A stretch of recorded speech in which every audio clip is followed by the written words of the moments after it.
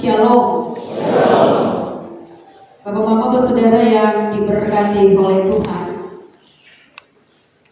apa reaksi kita atau apa yang kita rasakan kalau tiba-tiba ada tetangga yang datang ke pintu dan dengan muka yang pucat dia mengatakan bahwa, "Tahu saudara, tadi malam ini saya lihat," ini contoh misalnya, "saya melihat ketemu Pak RT yang minggu lalu meninggal." Ini bukan RT di Malbaki, RT di lain. Ketemu Pak RT yang minggu lalu meninggal, dia ada jalan lalu-lalang di depan teras. Siapa yang takut setan di sini? Om Ade takut setan ya? Saudara, apalagi kalau yang takut setan, kalau pikir tahu model begitu, pasti kita takut, kita merinding, lalu merasa bahwa walaupun takut merinding, tapi mungkin kita berkata esoknya mungkin itu pasti hantu, bukan dia sesungguhnya. Nah saudara-saudara yang terkasih, ketakutan dan ketidakpercayaan itu adalah dua saudara kembar. Takut, tidak percaya itu dia saudara kembar. Karena apa? Di mana ada ketakutan, di situ seringkali ada keraguan atau ada ketidakpercayaan. Dan Bapak Mama saudara, itulah yang dialami oleh para murid Yesus.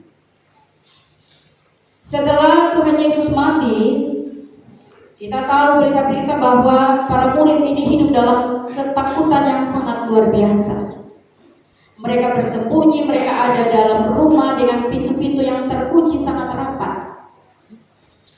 Mereka takut, bukan karena takut hantu, tetapi mereka takut pada orang-orang Romawi yang akan menangkap dan membunuh mereka sama seperti Yesus.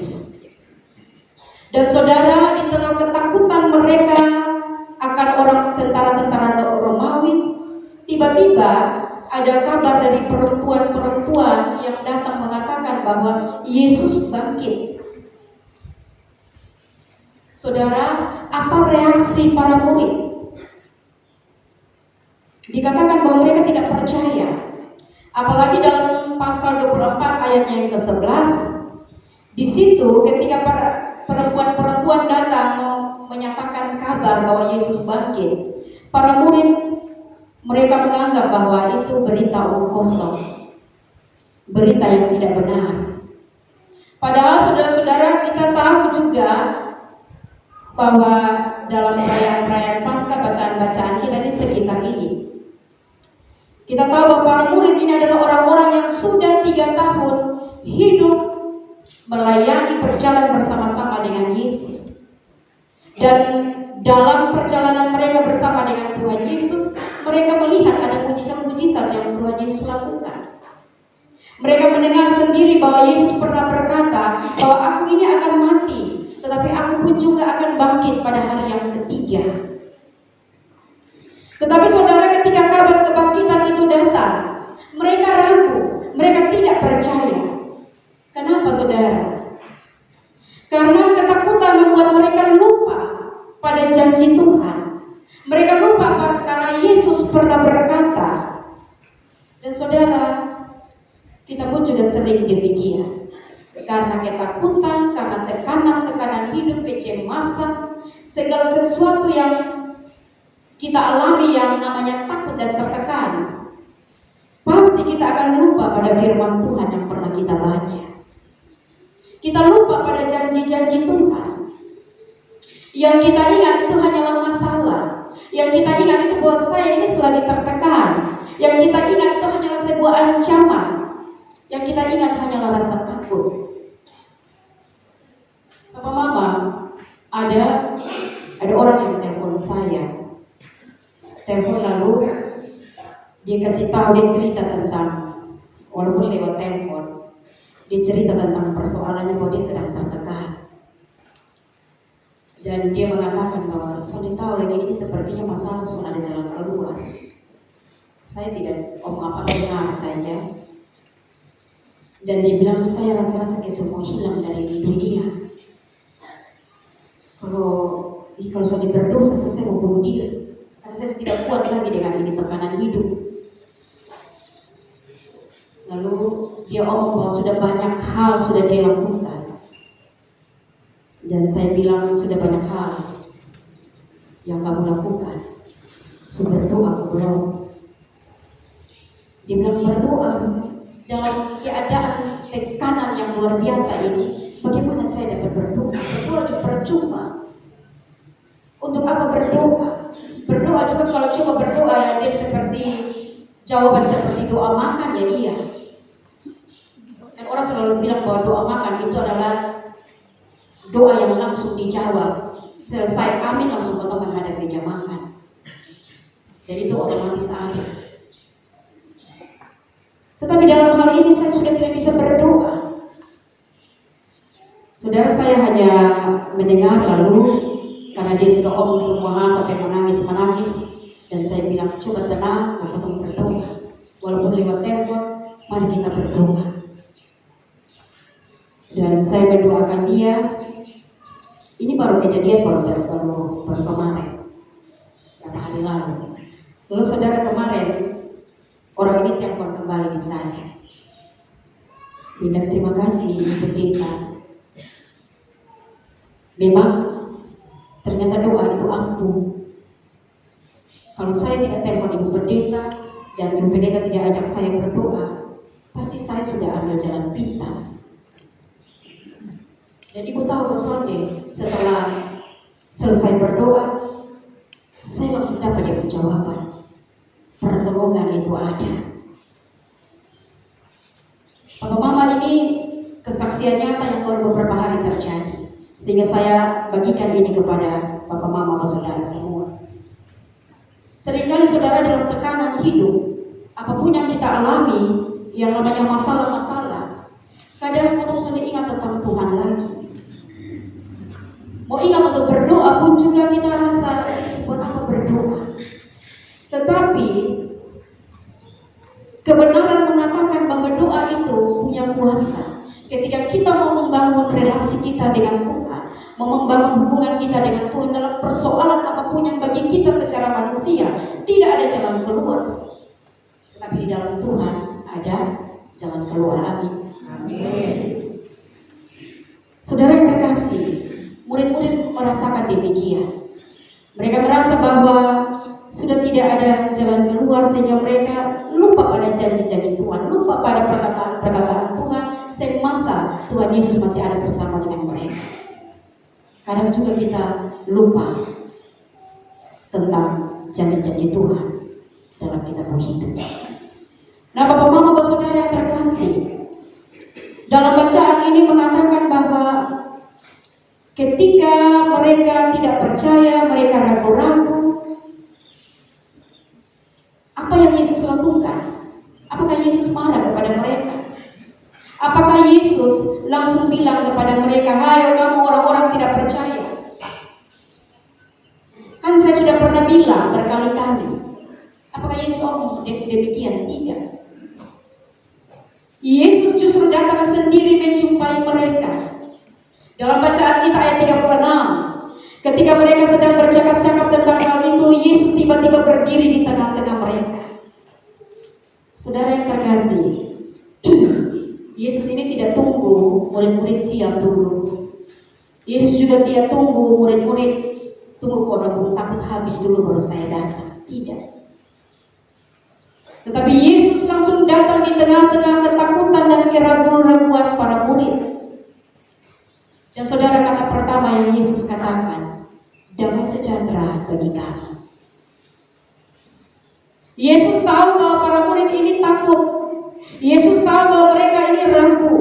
Maka hal pertama yang diberikan Yesus bukanlah sebuah teguran, bukan comelan, bukan omelan, tetapi Yesus katakan damai sejahtera. Lalu Yesus melakukan sesuatu yang sangat manusiawi. Dia menunjukkan tangan dan kakinya. bekas luka paku masih terlihat. Dan Yesus bilang, lihatlah tanganku dan kakiku, aku sendiri inilah, peganglah aku. Saudara, kita tahu bahwa hantu itu tidak punya daging dan juga tidak punya tulang. Yesus bilang, hantu tidak punya daging, tidak punya tulang, tetapi ini aku punya. Dan saudara, puncaknya Tuhan Yesus minta makanan, dan ada sepotong ikan goreng di depan mereka. Budaya Yahudi ini sama seperti kita, saudara, bahwa kita tahu bahwa hantu itu tidak bisa makan. Dan ini yang Yesus mau tunjukkan. Kenapa Yesus tanya, adakah makanan? Sebenarnya Tuhan Yesus mau bilang bahwa Dia mau menegaskan kepada para murid, aku bukan hantu, karena hantu tidak bisa makan. Aku benar-benar hidup dan aku sudah mengalahkan maut. Itu yang Tuhan Yesus lakukan. Dia menyatakan diri kepada para murid setelah Dia bangkit. Bapak, mama, bapak, saudara yang terkasih, dan setelah itu Yesus membuka pikiran para murid. Artinya saudara-saudara, Yesus tidak hanya meyakinkan secara fisik, tetapi juga secara rohani. Dia membuat mereka mengerti kitab suci. Dia mengatakan bahwa Mesias itu harus menderita, mati, dan bangkit pada hari ketiga.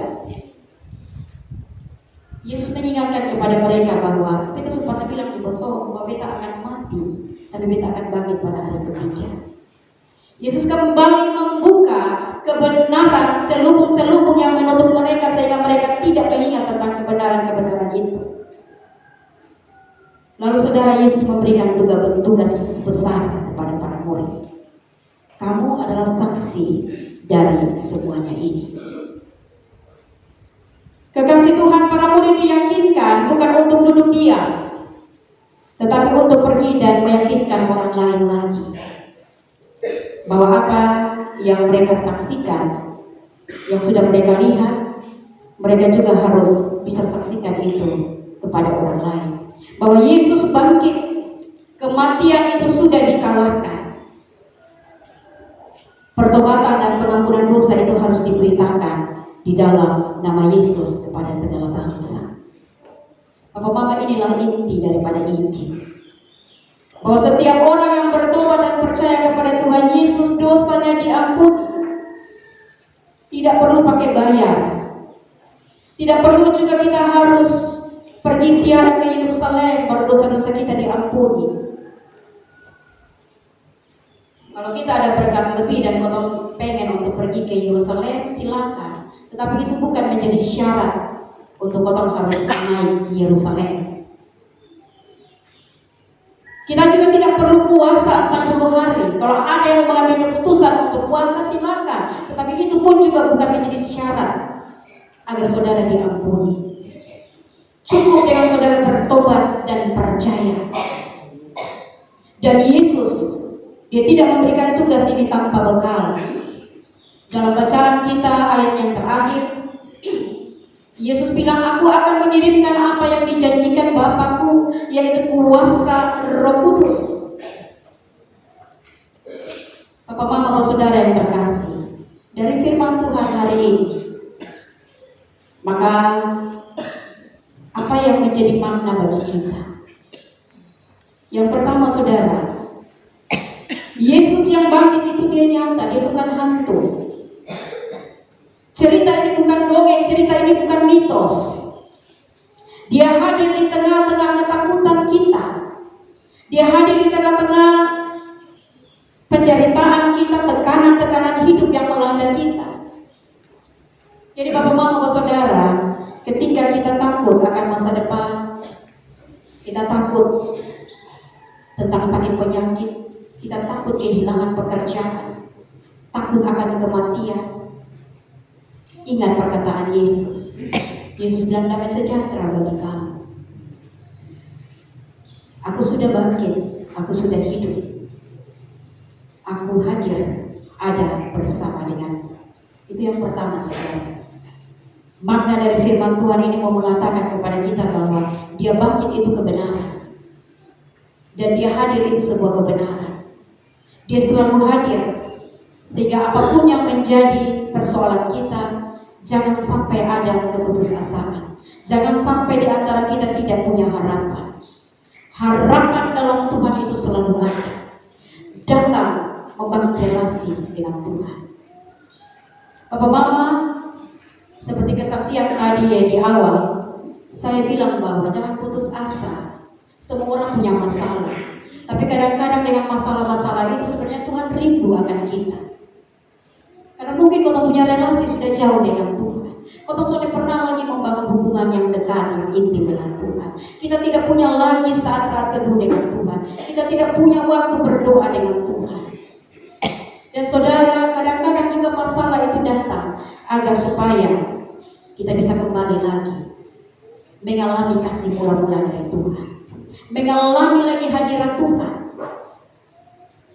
Dan saudara, kesaksian dari orang itu, dia mengatakan, saya bilang, cobalah untuk berdoa, panggillah keluargamu, semua suami istri anak-anak duduk bersama-sama untuk bangun kembali mesbah keluarga. Jadi dia mengatakan memang itu sudah terjadi. Dan dia mengatakan bahwa puji Tuhan, saya sudah panggil omong dengan anak-anak, dengan pasangan saya, dan mereka mau untuk duduk kembali di hadirat Tuhan.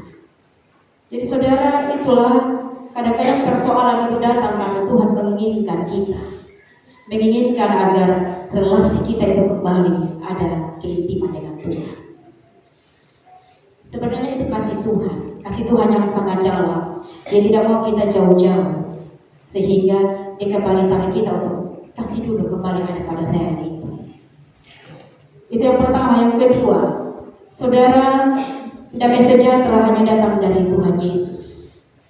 Damai sejahtera hanya datang dari Yesus. Dialah sumber damai sejahtera. Bukan uang, bukan jabatan, bukan juga status sosial. Semua kalau potong dapat uang, potong senang. Potong dapat jabatan, posisi yang bagus, kita senang. Punya status sosial di atas, kita senang. Tetapi saudara, itu hanya sementara. Semua yang bagi kita itu menyenangkan, memang itu menyenangkan, tetapi kesenangan semu, dan itu hanya sementara. Jadi kekasih-kekasih Tuhan, semua yang kita anggap bahwa itu mendatangkan damai sejahtera, mendatangkan kesenangan, seperti uang, jabatan, dan seterusnya, itu semua bisa lenyap dalam semalam. Tetapi damai dari Yesus itu tetap ada, bahkan saat badai melanda hidup kita. Amin. Yang ketiga, saudara, kita dipanggil untuk menjadi saksi. Kita hidup di zaman yang serba aneh. Buktinya ada yang mengatakan bahwa untuk apa kau percaya kepada Yesus yang mati? Dia adalah manusia biasa yang mati. Dia tidak bangkit karena ada yang mengatakan bahwa Yesus tidak mati, dia melarikan diri. Kenapa jasadnya tidak ada lagi? Karena dia melarikan diri. Ada yang bilang bahwa jasad Yesus itu dicuri. Saudara, ini sebenarnya tekanan-tekanan yang datang kepada orang Kristen supaya orang Kristen diam, jangan lagi bersaksi. Tetapi saudara, kesaksian tentang Yesus yang bangkit tidak bisa dibuka. Kita tidak perlu takut. Roh Kudus sudah dijanjikan untuk memberdayakan kita. Tugas saudara dan saya sederhana. Ceritakan apa yang sudah saudara lakukan ceritakan apa yang sudah Tuhan lakukan dalam hidup saudara. Coba kita pikir-pikir. Kira-kira apa yang sudah Tuhan buat dalam hidup saudara? Ceritakanlah itu kepada sesama kita. Dan saudara, apakah saudara sudah diampuni? Siapa yang percaya bahwa dia sudah diampuni? Oh, semua sudah percaya. Yang sudah diampuni, amin kok? Semua diampuni? Amin. Kalau Kalau saudara diampuni, ceritakanlah itu. Kalau saudara diampuni, maka ceritakanlah itu dalam tindakanmu, bahwa saudara juga harus mengampuni sesama. Amin. Apakah saudara sudah merasakan damai sejahtera dari Tuhan? Pasti ada yang cerita tentang damai sejahtera yang kita alami ketika kita membangun keintiman dengan Tuhan, membangun hubungan yang dekat dengan Tuhan. Ada perasaan tersendiri. Ketika kau sedih, kau punya masalah dalam tekanan, dan kalau kau mau mengambil keputusan untuk datang di Tuhan, perasaan itu jadi plong. Pernah rasa itu? Kalau saudara pernah merasakan itu, maka saksikanlah itu kepada orang-orang di sekitarnya. Jangan membiarkan ketakutan itu membuat saudara ragu pada kebangkitan Yesus. Jangan biarkan keraguan itu membuat saudara diam. Ingat, Yesus sudah bangkit. Yesus memberikan damai. Dan Yesus berkata kepada saudara hari ini, kamu adalah saksi dari semuanya ini. Bersaksilah bukan dengan kekuatan sendiri, tetapi dengan kuasa Roh Kudus. Tuhan memberkati. Amin.